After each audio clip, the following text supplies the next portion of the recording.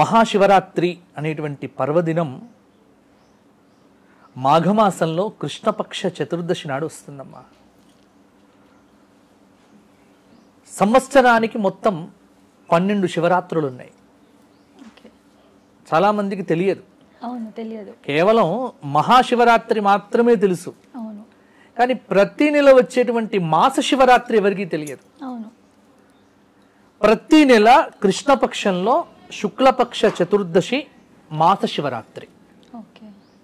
అంటే సంవత్సరంలో 11 మాస శివరాత్రులు, ఒకటి మహాశివరాత్రి. మహాశివరాత్రి అని మనం ఎలా అంటాం? మాఘ కృష్ణ చతుర్దశి. దానికి శివపురాణంలో ఒక ప్రమాణం ఉంది. ఏమిటి?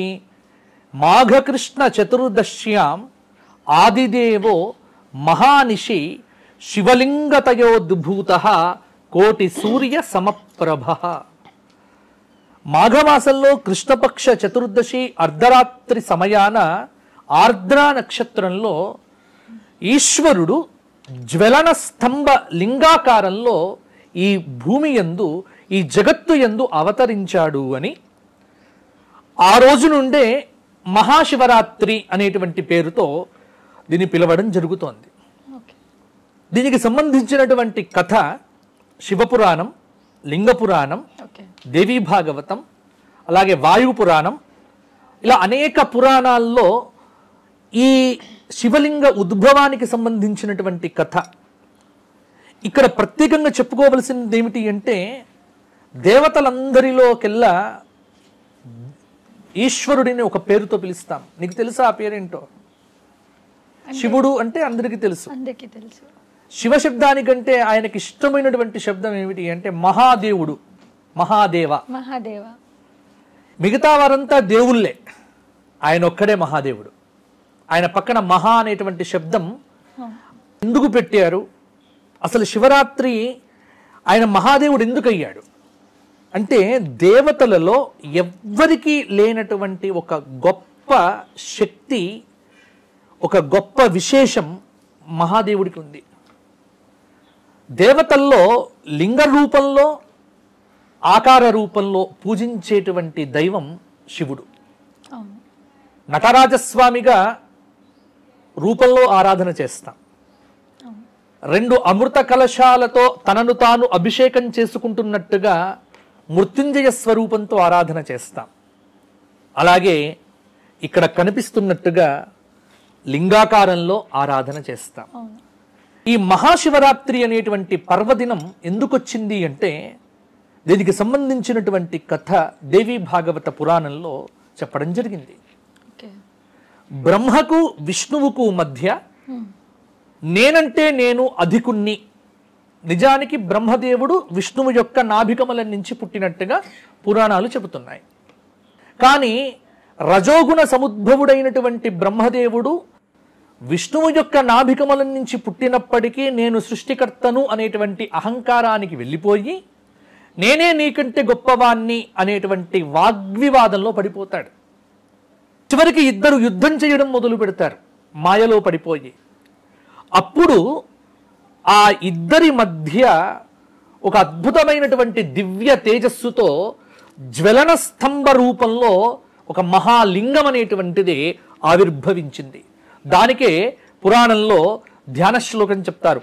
ఆపాతాల నభస్థలంత భువన బ్రహ్మాండమావిస్ఫురత్ జ్యోతి స్ఫాటిక లింగ మౌలి విలసత్ పూర్ణేందువాంతామృతై అని వర్ణన, అద్భుతమైనటువంటి లింగ వర్ణన చేస్తారు. పాతాళము నుండి అంటే దానికి అంతమేమిటో, ఆదేమిటో, అంతమేమిటో తెలియదు. ఒక అగ్నిస్తంభం, ఒక జ్వలన స్తంభం, ఒక అద్భుతమైనటువంటి ఆకారంలో ఒక ఆకారం ప్రత్యక్షమైంది. దాని నుంచి అవ్యక్తంగా ఒక వాణి వచ్చింది.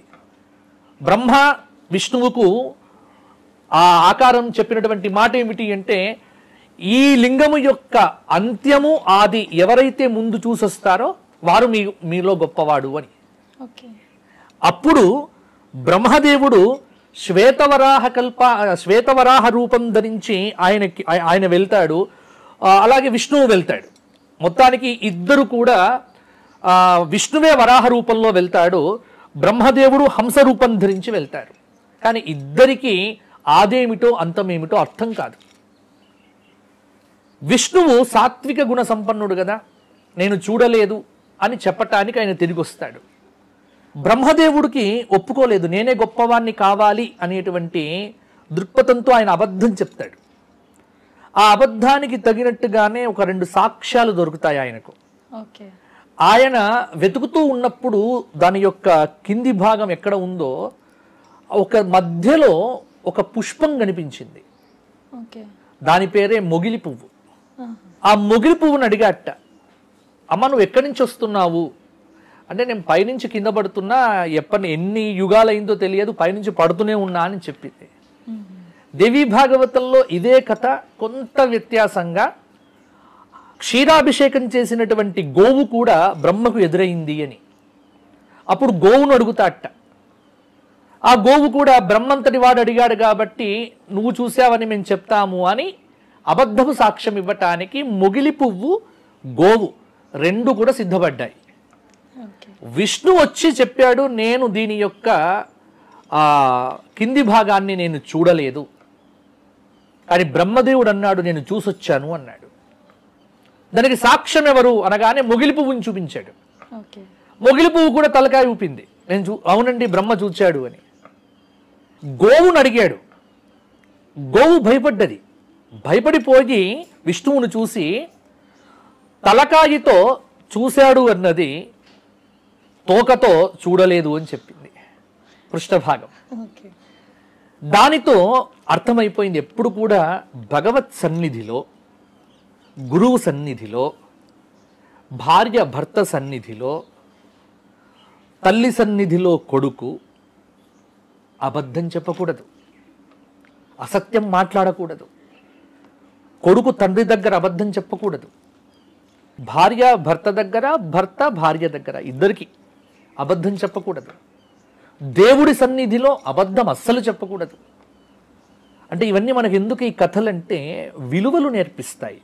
అంటే ఇప్పుడు ఈ కథల్లో తోకతో ఇలా దీనికి లాజిక్లు వెతుకొద్దు, ఎందుకంటే వెంటనే మనకు దీని వెనుక ఇలా ఎందుకు చెప్పారు, అలా ఎందుకు చెప్పారు, ఆ కథల్లో ఉన్నటువంటి పరమార్థం ఏమిటో తెలుసుకునే ప్రయత్నం చేయండి. కానీ ఇది ఇలా ఇలా ఎందుకు జరిగింది అన్నటువంటి ఒక కమ్యూనిజం ఆలోచన వద్దు.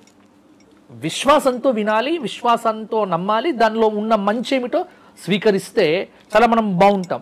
కాబట్టి ఇక్కడ గోవు, అందుకే చూడండి ఆ లింగములోంచి వచ్చినటువంటి ఈశ్వరుడు బ్రహ్మదేవుడు అబద్ధం ఆడాడు. ఎందుకంటే సత్యస్వరూపమైనటువంటి భగవంతుడి దగ్గరే అబద్ధం చెప్పినందుకు బ్రహ్మకు పూజ లేకుండా శాపం ఇస్తాడు.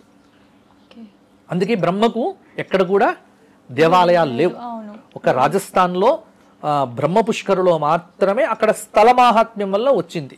ఎందుకంటే నేను బ్రహ్మ గుడి లేదు అనగానే కింద కామెంట్ ఎవరో పెడతారు, రాజస్థాన్లో గుడి ఉంది కదండి అని. అందుకే వారి కోసం చెప్తున్నా ఈ మాటలు కూడా. కాబట్టి ఉంది తెలుసు, ఒక అజ్మీర్ అక్కడ బ్రహ్మ పుష్కరులో ఉంది కాబట్టి స్థల క్షేత్ర మాహాత్మ్యం వరకు అక్కడ తీసుకుందాం. అలాగే గోవుకు శాపం ఇచ్చాడు, నువ్వు తలకాయతో ఉన్నది అని చెప్పావు, తోకతో లేదు అని చెప్పావు. అంటే తోకతో నిజం చెప్పావు, తలకాయతో అబద్ధం చెప్పావు. అందుకే గోవు యొక్క శరీరంలో తలకాయ భాగాన్ని పూజించరు, తోకను మాత్రమే పూజిస్తారు. అందుకే ఆవు తోకను పట్టుకొని మీద చుట్టుకోవడము, తోకకు నమస్కారం చేయడం. ఎందుకు నమస్కారం చేస్తామంటే గోపుచ్ఛానికి అంత ప్రాధాన్యం. కారణం ఏమిటి అంటే సత్యమును ప్రతిపాదించింది గోపుచ్చం, అసత్యమును ప్రతిపాదించింది గోవు యొక్క తలకాయే. కాబట్టి అసత్యం బ్రహ్మ చెప్పినా, గోవు చెప్పినా, ఎవరు చెప్పినా ఉపేక్షించేది లేదు. దేవుడి సన్నిధిలో అబద్ధము ఎప్పుడూ చెప్పవద్దు. సబ్స్క్రైబ్ చేయండి. Please do subscribe to please like, share and subscribe to top Telugu TV. Top Telugu TV.